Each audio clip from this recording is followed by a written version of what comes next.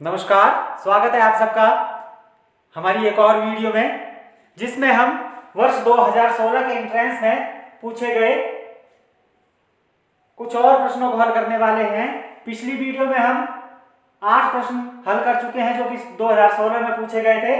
आज हम कुछ और प्रश्न हल करने जा रहे हैं, तो चलते हैं अगले प्रश्न की ओर। प्रश्न नंबर 59। 1 किलोमीटर की दौड़ प्रतियोगिता में ए बी को 36 मीटर या 18 सेकंड से हराता है। ए ने पूरी दूरी तय करने में कितना समय लिया सेकंड में, ये हमें बताना है। 4 ऑप्शंस हैं, इसमें से सही ऑप्शन चुननी है। तो हमें क्या दिया है, 1 किलोमीटर की दौड़ प्रतियोगिता में ए बी को 36 मीटर या 18 सेकंड से हराता है। इसका क्या अर्थ हुआ कि ए जो है वो 36 मीटर की दूरी को तय करने में 18 सेकंड का समय लेता है। यानी कि दूरी है हमारे पास 36 मीटर और ए कितना समय लेता है इसको तय करने में 18 सेकंड। तो हम इसकी चाल निकाल लेते हैं कि ए की चाल क्या है। चाल अगर हमने निकाल ली तो समय हमसे पूछा गया, समय वो हम निकाल सकते हैं। तो चाल बराबर होती है दूरी बटा समय। चाल का क्या सूत्र होता है, दूरी बटा समय। दूरी है हमारे पास 36 मीटर और समय है 18 सेकंड। तो 18 से 18 एकम 18, 18 दूनी 36, तो 2 मीटर प्रति सेकंड। चाल क्या हुई, 2 मीटर प्रति सेकंड। अब हमें पता लग गया चाल कितनी है, 2 मीटर प्रति सेकंड। अब कितनी दूरी को तय करने में, पूरी दूरी यानी कि 1 किलोमीटर की दूरी। तो अब दूरी हमारे पास कितनी है, चाल हमें पता लग गया, चाल कितनी है 2 मीटर पर सेकंड और दूरी अब है कितनी, 1 किलोमीटर। 1 किलोमीटर, 1 किलोमीटर यानी कितनी, 1 किलोमीटर में कितने मीटर होते हैं, 1000 मीटर।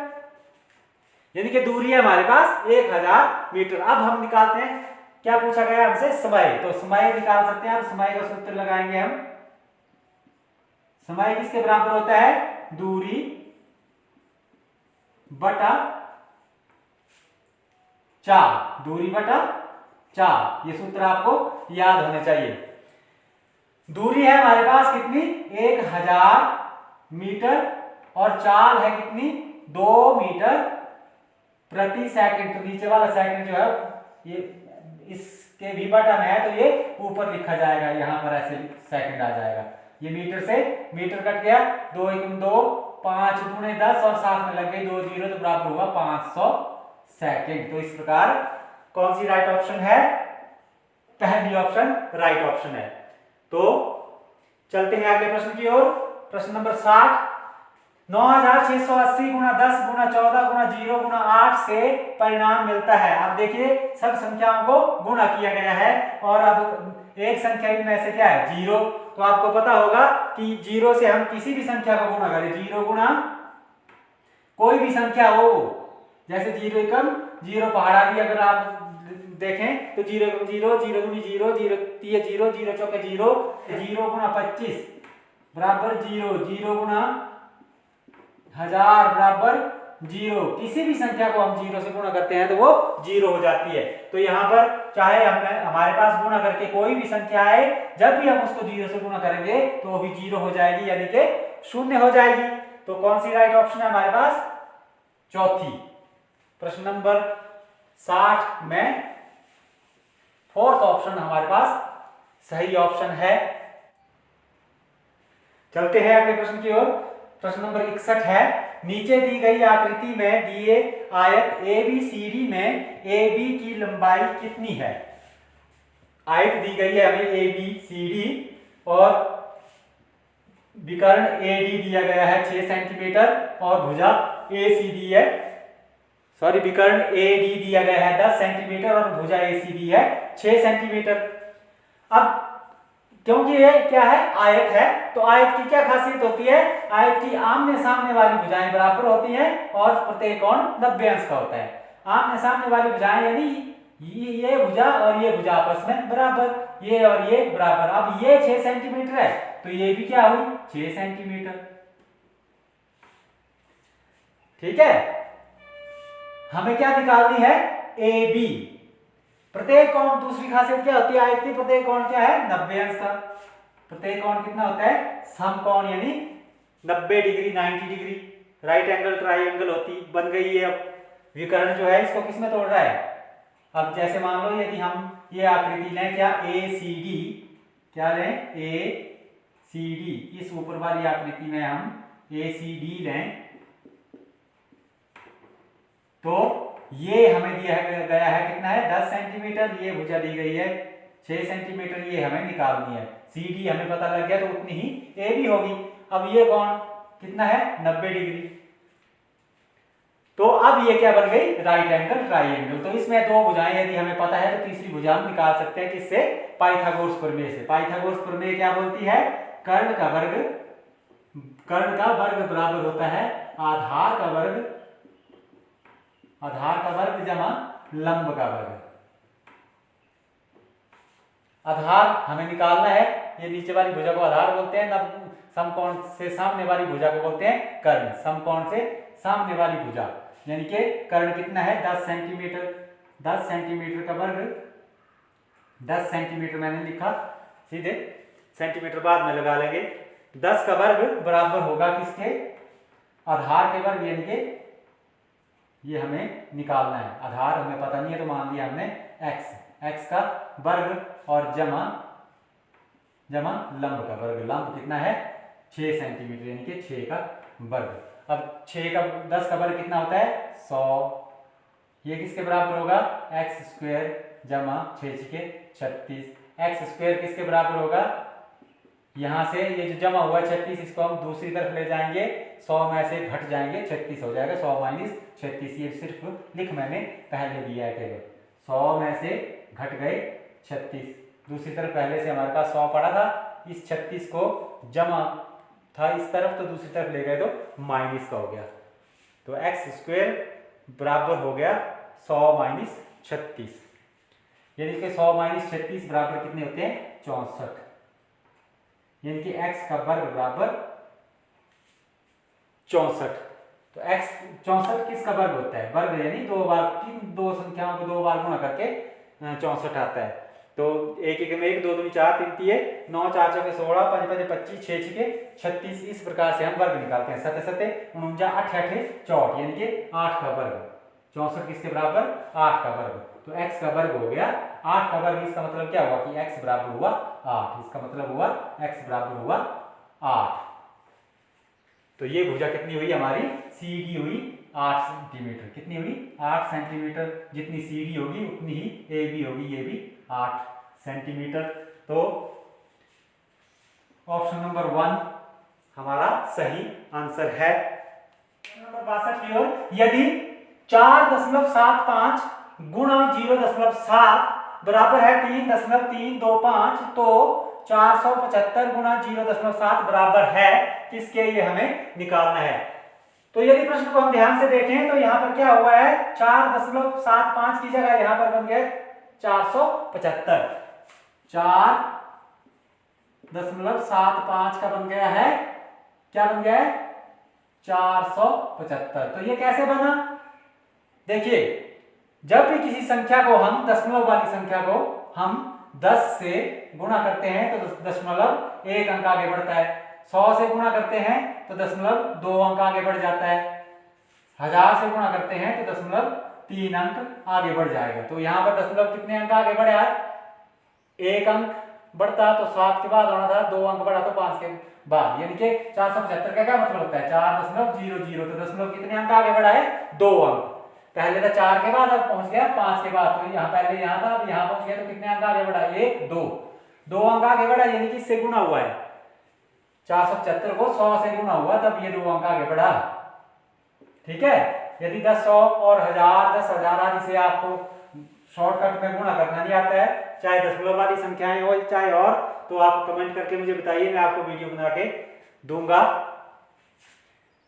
तो 4.75 का 475 कैसे बना, गुणा 100 करके। अब एक तरफ देखिए, इस तरफ हमने गुणा कर दिया, गुणा कर दिया 100 से, तो बनी ये। अब उत्तर में क्या अंतर आएगा, एक तरफ 100 से गुणा हुआ है तो दूसरी तरफ भी 100 से गुणा हो जाएगा, यानी कि उत्तर कितना होगा हमारा, इसको भी 100 से गुणा हो जाएगा। 3.325 को भी 100 से गुणा हो जाएगा, तो 100 से गुणा हो गया तो 0.2 अंक आगे बढ़ जाएगा, यानी कि यहां से यहां और यहां 2 के बाद पहुंच जाएगा, तो क्या बन जाएगा 332.5। तो ये हमारा राइट आंसर है। कौन सी ऑप्शन है, ऑप्शन नंबर 1, 332.5। अगला प्रश्न है, यदि 4854.3 भाग 3.3 बराबर है 1471, तो 48.543 भाग 33 बराबर है कितना, ये हमें बताना है। तो क्या करना है हमें, 48.543 भाग करना है 33, तो 33 एकम आएगा, 33 घटाएंगे 48 में से, तो 8 में से 3 गए, 5 1, और अब दशमलव आ गया, तो अगला अंक उतारने से पहले यहाँ पर दशमलव लग जाएगा, अगला अंक उतारेंगे, हो जाएगा 155। तो देखिए यहीं तक आने पर ही हमें आंसर का पता लग चुका है, 1.471 जो है वो हमारा राइट आंसर होगा। तो ये पहली जो है वो राइट ऑप्शन है। अगला प्रश्न है 64, क्या है, 26.2% बराबर है कितने, ये हमें बताना है। क्या दिया है, 26.2%। अब प्रतिशत का मतलब क्या होता है, प्रति 100%, यानी प्रति 100। देखिए 25% का क्या मतलब होता है, 25/100। 75% का मतलब 75/100। ऐसे कोई भी संख्या हो जिसका बटा हो, जैसे मान लो 62%, यानी क्या हुआ 62/100। तो इसी प्रकार 26.2% यानी किसके बराबर हुआ, ये 26.2/100 के। ठीक है, अब इस संख्या को 26.2 को क्या कर रहे हैं हम, 100 से भाग, 26.2 को भाग कर रहे हैं, बटा का मतलब होता है भाग कितना हुआ 100, तो भाग करते हैं हम तो दशमलव किस तरफ जाता है, पीछे हटता है, तो यानी यहां था तो कितने अंक पीछे हटेगा, जितनी जीरो होती हैं 100 में, कितनी जीरो है 2, तो 2 अंक पीछे हटेगा, यानी यहां से दशमलव पहुंचाया जाएगा यहां पर 2 से पहले, तो यानी क्या हो जाएगा 0.262, पहले कुछ नहीं है तो जीरो, तो ये हमारा राइट आंसर है 0.262। कौन सा, ये दूसरी ऑप्शन सही ऑप्शन है। प्रश्न नंबर 65 है, एक मोबाइल फोन ₹1500 में खरीदा गया और इसे ₹1650 में बेच दिया गया, लाभ प्रतिशत क्या है। हमसे पूछा गया है कि लाभ प्रतिशत क्या है, ये निकालना है हमने। तो फोन खरीदा कितने में, 1500 रुपए में, तो खरीदा जो है 1500 में, तो खरीदने के मूल्य को क्या बोलते हैं, क्रय मूल्य। खरीदने के मूल्य को बोलते हैं क्रय मूल्य। जितने में आप कोई भी वस्तु खरीदते हैं वो होता है उस वस्तु का क्रय मूल्य। तो हमें क्रय मूल्य दिया गया है कितना, 1500। अब इसे बेचा गया 1650 में, तो जिस मूल्य पर बेचते हैं उसको क्या बोलते हैं, विक्रय मूल्य। उस मूल्य को क्या बोलते हैं, विक्रय मूल्य। तो विक्रय मूल्य कितना है, विक्रय मूल्य बराबर है 1650 रुपए। अब हमसे पूछा गया है कि लाभ प्रतिशत क्या है, तो पहले तो हम लाभ निकालते हैं। लाभ क्या होता है, लाभ का सूत्र होता है लाभ बराबर विक्रय मूल्य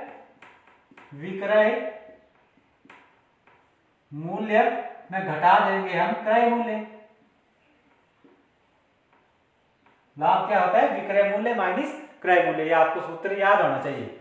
जितने में हम चीज बेचते हैं उसमें घटा देते हैं क्रय मूल्य, तो वो होता है लाभ। यानी कि कितने में बेची थी, 1650 में, और खरीदी कितने में थी, क्रय मूल्य कितना है 1500, तो कितना बचा, इसमें से ये घटाएंगे तो 150। ठीक है, जीरो में से जीरो गया 0, 5 में से जीरो गए 5, और 6 में से 5 गया 1, 1 में से गया 0, तो कितने बचे, ₹150। हमारे पास लाभ कितना है, रुपए 150। हमसे पूछा गया है प्रतिशत, हमने क्या निकालना है, लाभ प्रतिशत। लाभ प्रतिशत हमें निकालना है। तो लाभ प्रतिशत किसके बराबर होता है, लाभ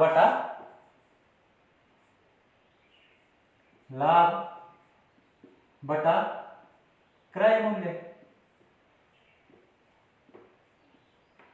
ठीक है, लाभ प्रतिशत हो चाहे हानि प्रतिशत हो, हमेशा क्रय मूल्य पर निकाला जाता है। तो लाभ प्रतिशत हुआ लाभ बटा क्रय मूल्य गुणा 100।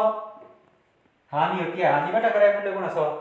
तो यहां पर लाभ कितना है हमारा 150 रुपए, क्रय मूल्य कितना है 1500, गुणा कर देंगे 100। इस जीरो से ये जीरो कट गई, इस जीरो से ये जीरो कट गई, 15 एकम 15, यहाँ पे भी 15 एकम 15, तो कितना आया 15, जीरो जीरो लग गया साथ में, तो कितना आया यहाँ पर 10। 10 गुणा 100, यहाँ पर क्या बचा 1, 10 एकम 10 और बटा 1, 10 बटा 1 यानी 10 उतने प्रतिशत। तो लाभ प्रतिशत कितना हुआ 10%। तो ये ऑप्शन नंबर 2 हमारा राइट ऑप्शन है। तो आज की वीडियो में इतना ही, अगले प्रश्न हम करेंगे अगली वीडियो में। वीडियो को देखने के लिए धन्यवाद। यदि वीडियो को पसंद किया है आपने तो इसे शेयर कीजिए, चैनल को सब्सक्राइब कीजिए। आपका दिन शुभ हो। जय हिंद।